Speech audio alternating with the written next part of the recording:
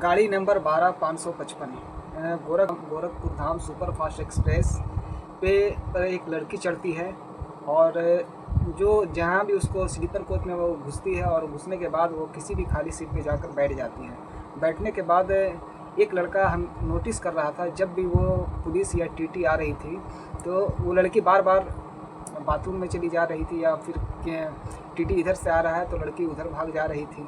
अब वो बहुत नोटिस करता है। नोटिस करने के बाद वो सोचता है कि क्या बात है, क्या माजरा है, लड़की परेशान हाल में है और परेशान दिख रही है, क्या मामला है, जो इससे पूछना चाहिए। तो वो लड़का जैसे ही टीटी आती है, टीटी आता है, टीटी के आने के बाद वो लड़की फिर से बाथरूम में जाती है तो लड़का भी पीछे पीछे जाता है। कुछ देर के बाद लड़की वो निकलती है बाथरूम से, तो पूछती क्या मामला है, क्या माजरा है जो तुम बार बार टीटी को देखकर भाग जा रही हो, क्या तुम्हारे पास टिकट नहीं है। तो लड़की तुम झाड़ देती है, अरे यार तुम अपना काम से काम रखो, तुम मेरे पीछे क्यों पड़े हो। अब वो लड़का ये बात जैसे ही सुनता है वो परेशान हो जाता है कि हम इसका भलाई कर रहे हैं, ये मेरे ही ऊपर चढ़ाई कर रही है। फिर ये सोचता है कि अगर ज़्यादा ये बात किए तो हो सकता है कि ये मुझे बेइज्जत भी कर दे और लोग यही सोचेंगे कि ये लड़की को छेड़ रहा है। इससे अच्छा है कि चुपचाप हो जाना बेहतर है। वो चुपचाप हो जाता है और अपनी सीट पे जाकर फिर से बैठ जाता है। और फिर लड़की फिर आती है, खाली सीट पे बैठ जाती है। बैठने के बाद फिर वही मामला हमेशा देख रहा था वो लड़का। अब लड़का देखते देखते वो कुछ नहीं बोलता है। अब सोचता है कोई फ़ायदा नहीं है इससे बात करने का, अपने ही पैर पे कुल्हाड़ी मारना है। फिर कुछ देर के लिए सो जाता है। 100-150 किलोमीटर जब ट्रेन चलती है, चलने के बाद जब उसकी लड़के की आँख खुलती है तो देखता है कि उसी लड़की को 2-4 लोग लेडीज़ और जेंट्स दोनों उसे पकड़कर खींचकर धक्का देकर ले जा रहे हैं। तो ये लड़का जो हड़बड़ में उठने के बाद बोलता है कि भाई साहब आप लोग क्या कर रहे हैं इस लड़की के साथ, क्या हो गया। तो बोलते हैं कि ये मेरे पर्स से पैसा निकाली है। तो अरे ये पागल लड़की है, इसका दिमाग कम है, ये इसी वजह से ये सब करती होगी, ये तो हमारे घर के बगल की रहने वाली है, ये फलाने जगह कम दिमाग है इसके पास। इसी वजह से उसको किसी तरह वो बचा लेता है। बचाने के बाद फिर अपने पास बैठा लेता है। वो अबर में इस बार अपने ही सीट पर बैठाता है। बैठाने के बाद उससे पूछता है क्या बात है। फिर भी वो कुछ नहीं, रोती रहती है और कुछ बताती नहीं है। इसी तरह से ट्रेन चलती रहती है और दोनों का सफ़र कटता रहता है। तो चलिए इसी कहानी को जानते हैं, पूरी कहानी क्या है। इससे पहले आप लोगों से निवेदन करूं कि आप लोग हमारे चैनल को लाइक, शेयर और सब्सक्राइब ज़रूर कर दीजिएगा, क्योंकि आपके एक सब्सक्राइब से हमारा हौसला 7वें आसमान तक पहुंच जाता है। बात है गोरखपुर रेलवे स्टेशन की। रेलवे स्टेशन पे एक लड़की आती है। आने के बाद वो गोरखपुर धाम सुपर फास्ट एक्सप्रेस पे दिल्ली जाने वाली ट्रेन पे बैठती है, स्लीपर कोच में बैठने के बाद यही सब सारा मामला होता रहता है। लड़की हमेशा जब भी टीटी को देखती है वो बाथरूम में चली जाती है। फिर पुलिस भी आती है तो फिर से बाथरूम में जाकर छुप जाती है। और ये लड़का तमाशा, वहाँ पे बैठा एक लड़का तमाशा देख रहा था कि क्या हो रहा है इसके साथ और ये क्या कर रही है। तो वो उससे रहा नहीं जाता है। वो दूसरों का मददगार होता है। वो दूसरा अगर कोई भी मुसीबत में होता है तो वो उसे उस हाल में देखा नहीं जाता है उसको। इसी वजह से वो लड़की पे सोचता है कि उससे कुछ बात किया जाए। तो जैसे ही बाथरूम की तरफ भागती है वो भी पीछे पीछे जाता है। जाने के बाद जब वो निकलती है बाथरूम से तो उससे पूछता है कि क्या मामला है बहन, क्या हुआ तुम्हारे साथ जो तुम बार बार, क्या तुम्हारे पास टिकट नहीं है। तो वो लड़की बोलती है आप अपने काम से काम रखिए, मैं इस बीच में आप मत पड़िए। लड़के को झाड़ देती है। तो झाड़ने के बाद लड़का ठुकमुका जाता है। ठुकमुकाने के बाद वो बोलता भैया लड़की से बात करने का मतलब है कि अपना बेइज्जती कराना। इससे बढ़िया है कि लोग अगर देखेंगे तो यही सोचेंगे कि लड़की को छेड़ रहा है। इससे अच्छा वो चुपचाप वहाँ से चलता है और अपनी सीट पे जाकर के बैठ जाता है। और सीट पे बैठने के बाद वो लड़की फिर आती है, वो दूसरे के खाली सीट पे बैठती है। बैठने के बाद वो लड़का कुछ नहीं बोलता है उसको। कुछ 1-150 किलोमीटर जब ट्रेन चलती है वो फ़िलहाल आधा 1 घंटे के लिए सो जाता है। सोने के बाद देखता है, सो करके जैसे ही उठता है वो देखता है कि लड़की को कोई पकड़ कर 2-4 आदमी लेडीज़ और जेंट्स उसको खींच कर ले जा रहे हैं और धक्का मुक्की कर रहे हैं उसके साथ। तो ये हड़बड़ में उठता है, उठने के बाद जाता है उन लोगों के पास, बोलता है भाई साहब आप लोग ये क्या कर रहे हैं? तो उन लोग बोलते हैं कि देखो ये हमारे पर्स से पैसा चोरी कर रही थी, अब इसको पुलिस में जमा करने के लिए जा रहे हैं, पुलिस के हवाले करेंगे इसको। तो वो लड़का बोलता है अरे ये पागल लड़की है, कम दिमाग की लड़की है, ये हमारे पड़ोस में ही रहने वाली है, जो हमारे साथ जा रही है दिल्ली, इसके पास कम दिमाग है, आप इसको कैसे पकड़ लिए? तो ऐसी बात है, वो लोग बोलते ऐसी बात है तो लो अपने इस लड़की को रखो अपने साथ, ऐसा काम क्यों कर रही है? अब कम दिमाग है तो क्या कर सकते हैं? लड़का बोलता है तो चलिए ठीक है, आप इसको रखिए अपने पास, इसका ध्यान रखिए कि ये किसी के पर्स से चोरी ना करे, किसी का सामान ना ले ले। तो लड़का बोलता है ठीक है मैं ख्याल रखूँगा। अब वो लड़का अपने पास बैठा लेता, इस बार अपने सीट पर बैठाता है। बैठाने के बाद फिर सोचता है कि फिर कुछ पूछें कि नहीं पूछें, अगर पूछेंगे तो फिर कुछ उल्टा जवाब दी तो फिर चिल्लाने लगी तो क्या होगा। तो लड़का फिर सोचता है क्या पूछे इससे, क्या पूछे। सोचने के बाद वो बोलता है कि क्या तुम कुछ खाओगी? लड़की हाँ में सर हिलाती है, बोलती है जी हाँ मैं कुछ खाऊंगी। तो लड़का समझ जाता है कि ये भूखी है। तो लड़का कुछ खाने का सामान लाता है, खाने का सामान देता है उसको, और इस तरह से खाती है कि कई दिनों से वो भूखी थी।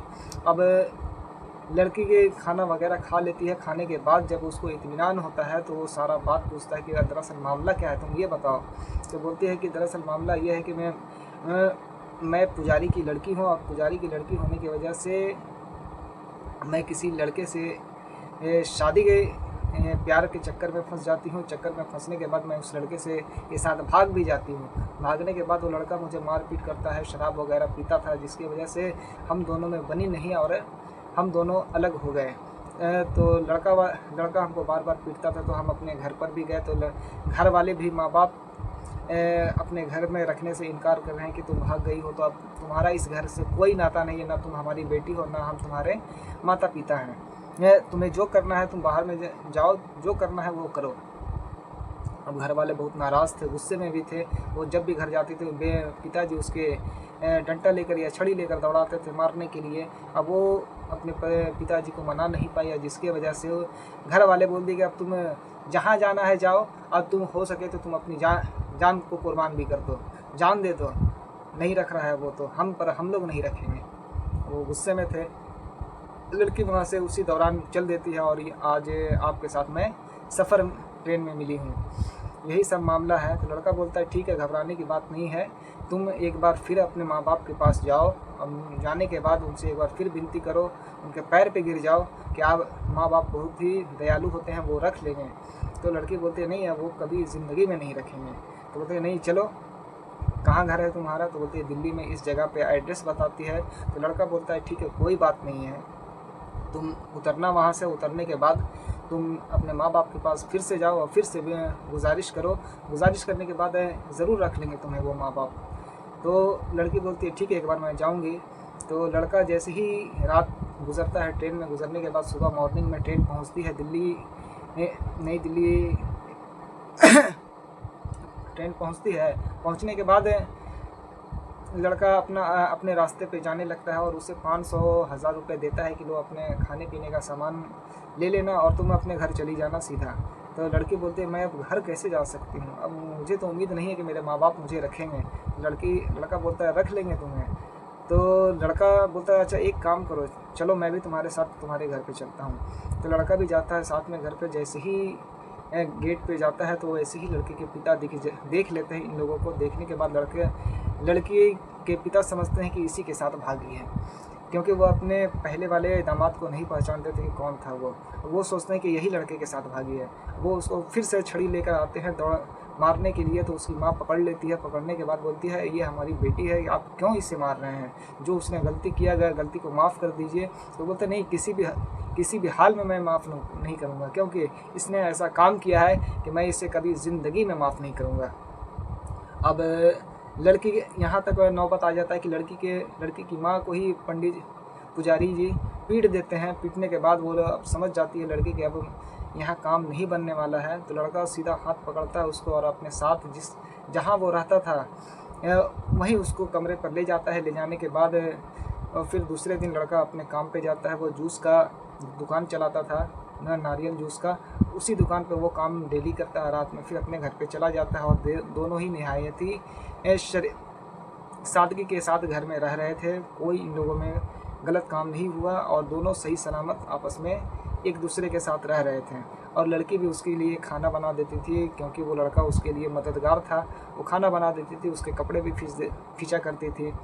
ये सब होने के बाद कई महीने गुजर जाते हैं। गुजरने के बाद लड़की एक बार बोलती है कि अब मुझे घर में मन नहीं लगता है कि मैं आपके साथ काम पे चलूँगी। लड़का बोलता है कैसे हो सकता है, वहाँ दुकान पे मर्दों का काम है या वहाँ औरतों का काम नहीं है, लड़कियों का काम नहीं है, समाज क्या बोलेगा। तो लड़की बोलती है नहीं मैं जाऊँगी, तो अब मुझे घर में मन नहीं लगता, मैं छोड़कर घर को आपके साथ आपके बिना हम रह नहीं सकती हूँ। तो लड़का बोलता है ठीक है तुम चलो कल से। लड़का भी हामी भर देता है कि चलो। तो लड़की दूसरे दिन से दुकान जाने लगती है। जैसे ही दुकान पर जाती है तो उसके पैर पड़ते ही दुकान में और ज़्यादा बरकत हो जाता है। बरकत होने के बाद लोगों का भीड़ मजमा ज़्यादा हो जाता है। जहाँ 1,000-1,500 रुपये का आमदनी डेली होता था, वहाँ अब 4-5 हज़ार रुपये का आमदनी होना शुरू हो जाता है। अब लड़का भी देखता है कि आमदनी तो बढ़ गया है इस लड़की के आने से। तो अब दोनों साथ में हमेशा दुकान आते थे जाते थे साथ में।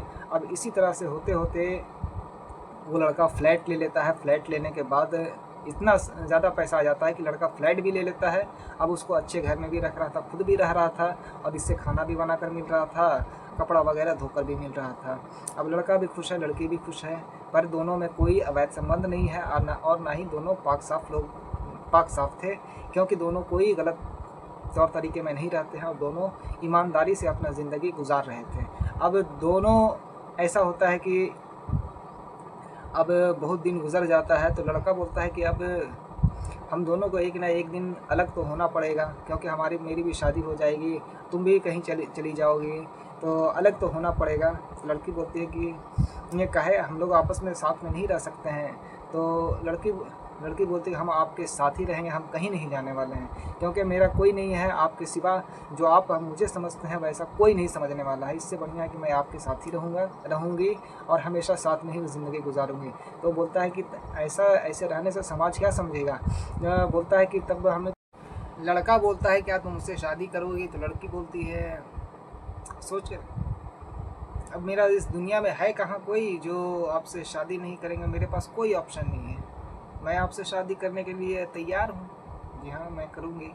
लड़का बोलता मैं तो सोच रहा हूँ तुम हाँ बोलोगी कि नहीं बोलोगी, कि तुम उसी पति के ख्याल में जीती रहोगी। चलो बहुत बढ़िया, हम दोनों शादी कर लेते हैं। पर लड़की बोलती मेरी एक शर्त है, शादी करने से पहले मेरी माँ को बुलाना पड़ेगा, क्योंकि मेरी माँ ही है जो मुझे समझती है और नहीं तो पिताजी मुझे कुछ नहीं समझते हैं। तो लड़का बोलता है ठीक है माँ को मैं बुला लूँगा। तो माँ एक दिन किसी काम से वो बाज़ार जाती है, तो बाज़ार में ही वो पीछा करता रहता है लड़का कि जब भी मौका मिलेगा उसके पिताजी से अलग होने के बाद तो मैं उसकी माँ को इस घर में बुलाऊंगा और सारी बात बता दूंगा। बताने के बाद हम दोनों शादी कर लेंगे।